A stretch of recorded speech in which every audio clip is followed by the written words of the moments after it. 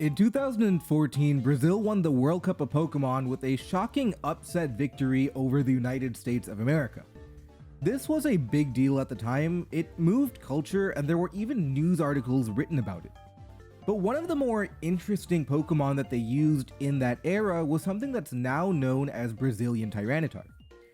They actually didn't use Brazilian Tyranitar all that much in the later part of the tournament, and there's a good reason for that. But in the earlier rounds and before the tournament, they were using a lot of this weird Tyranitar moveset in the early stage of Generation 6. So what is Brazilian Tyranitar? Brazilian Tyranitar is a Tyranitar with Thunder Wave. Now, why is that so groundbreaking? Ordinarily, Tyranitars are used as offensive powerhouse Pokemon. Slow, yes, but very deadly. Tyranitar had a powerful attack stat and good moves like Stone Edge or Pursuit to trap Ghost or Psychic type Pokemon like Latios. In Generation 6, one core that popped up was Tyranitar and Sand Rush Excadrill. Tyranitar would set up the sand with its Sand Stream ability, and Excadrill would outspeed everyone and then use moves like Swords Dance and Earthquake to dominate a game. But to really dominate on this type of archetype, Tyranitar was put into an unusual situation. In Generation 6, weather was changed to be non-permanent. That's why the strategy was actually unbanned entering the generation. It was finally sufficiently nerfed. Tyranitar's sand would only last 8 turns at a time if you were holding the Smooth Rock item. That timer creates a fundamental problem. There are broadly 2 ways to approach the limited nature of weather. One is that you go all out offensive. You acknowledge that you only have weather for a limited amount of time. That means sacrificing Pokemon, trading Pokemon, and being willing to be more aggressive to take advantage of that limited opportunity. You're either going to win quickly or you're going to lose quickly, no in between. But that approach isn't really conducive with sand. That approach works a lot better with rain or sun. The reason is that those weathers provide a power boost to water and fire type attacks respectively, in addition to a Pokemon speed boost. With rain, you could have a powerful Swift Swim Pokemon whose Hydro Pumps are now rain boosted Hydro Pumps. Sand does not provide that same power boost. However, the second approach is instead of going all out with the limited time you have, you play a longer game. You make sure you have reliable ways to activate your 8 turns again and again and again. To that end, Tyranitar's role on a sand team isn't to be the powerful offensive Pokemon it usually is. It's to be a reliable Pokemon. A Pokemon who can consistently enter the game multiple times to restart weather. To do that, you invest in your HP and your defensive stats instead of your attacking stats. But this creates a problem that Thunder Wave solves. A Tyranitar who is not invested offensively is incredibly weak and can be taken advantage of by the opponent. Thunder Wave gives you coverage versus a number of Pokemon who would ordinarily try to abuse your passive build. For example, if the mighty Keldeo tries to switch in on your Tyranitar, it gets crippled by Thunder Wave for the rest of the game. With Thunder Wave, you're able to use a passive Tyranitar build while limiting the ways you can be punished for that passive build. You would think that ground types make an easy stop to this Tyranitar. After all, they beat Rock and are immune to T-Wave. But that's why Brazilian Tyranitar also ran the move Ice Beam.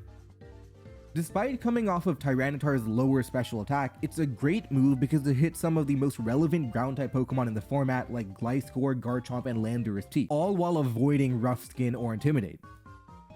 Additionally, at the time, Aegislash was still legal, and in particular, King's Shield Aegislash was a monster Pokemon. King's Shield is like Protect, except if you use a physical move, your attack gets cut in half. The downside of King's Shield is that it doesn't protect against status conditions, it only protects against damaging moves. Aegislash would often use King's Shield to prevent Tyranitar from pursuit trapping it, and Thunder Wave will let you circumvent that and cripple one of the best Pokemon in the format. There's also natural synergies with Excadrill itself, namely the Paraflinch strategy.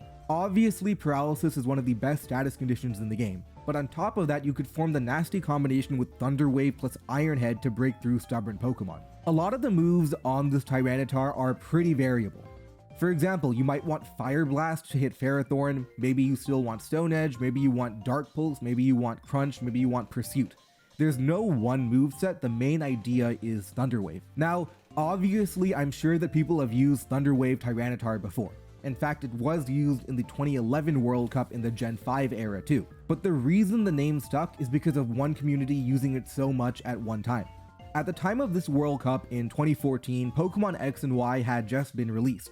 And early in the generation, the metagame is less solved because people are still trying new strategies and seeing which of the new Pokemon are good. Maybe some broken Pokemon haven't been banned yet, etc. In general, the start of a new meta is always incredibly volatile, and it's hard to know what to expect because proven strategies haven't been established yet. Maining Tyranitar Sand was a conscious decision because it's a good hedge in a situation where you don't know what to expect. If you don't know what to expect, Thunder Wave is always a good move. It's agnostic to the meta.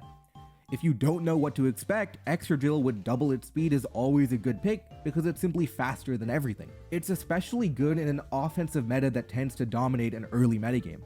It created this perfect storm where using Tyranitar as a bulky support Pokemon was actually logical. But as much as I'm hyping it up, this never really became a mainstream idea. The earliest statistics we have access to, November 2014, marks Thunderwave on Tyranitar at a 5% usage rate. That actually is logical.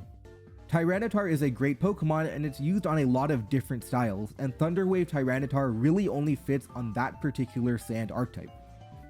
It also had a reputation for being really trolly. You were taking one of the most powerful and iconic offensive Pokemon ever and then turning it into a Thunderwave bot instead. At the time, putting random Thunderwave on Pokemon who ordinarily didn't use the move became known as making a Pokemon Brazilian. But over time, the usage of Brazilian Tyranitar, both the Pokemon and the phrase, have faded. That isn't really surprising. Tyranitar most of the time has better things to be doing. With 134 attack, you want to be using Stone Edge, not Thunderwave. Interestingly, although this Thunderwave T-Tar idea became associated with Brazil, they actually stopped using this archetype in the later part of the World Cup. And here's a pretty good illustration why. As he is going to go right for the Stealth Rocks. And now, because I'm playing Team Brazil, Brazil is kind of known for using Brazilian T-Tar, which is a little nickname we've given this T-Tar. Basically, this T-Tar has Thunder Wave, so I'm actually going to predict him to want to go for Thunder Wave since Mew is a huge threat and he's going to try and cripple it. So I go for the Taunt right here as opposed to going for Roost, as he does try and go for the Thunder Wave. And basically, I have just shut down this T-Tar. So in the finals, they brought that iconic Brazilian Tyranitar Sand team, and their opponent used Mew to taunt Tyranitar, preventing it from using Thunder Wave. As the tournament progresses, if you use the same teams you've been using before, in the best case scenario, you lose your surprise factor. Part of the game is having an information edge over the opponent. So when you reuse teams or structures, you may give up that information advantage because the opponent has already seen your strategies and ideas. And in the worst case scenario, your opponent may counter your team building preferences. It doesn't have to be an overt hard counter team. It can be as simple as saying, hey, these guys use a lot of sand, let's make sure that all our teams we use are strong versus that playstyle. So despite being one of their favorite archetypes, they moved away from the style in the semifinals and finals. And it worked. They won the World Cup that year, and the only finals game where they used Brazilian sand, they actually lost that game. This is a story of a bizarre niche Tyranitar moveset that peaked in 2014 to 2015. If you want more interesting competitive Pokemon stories and history, subscribe to the channel and check out this video I made on the first Pokemon tournament ever.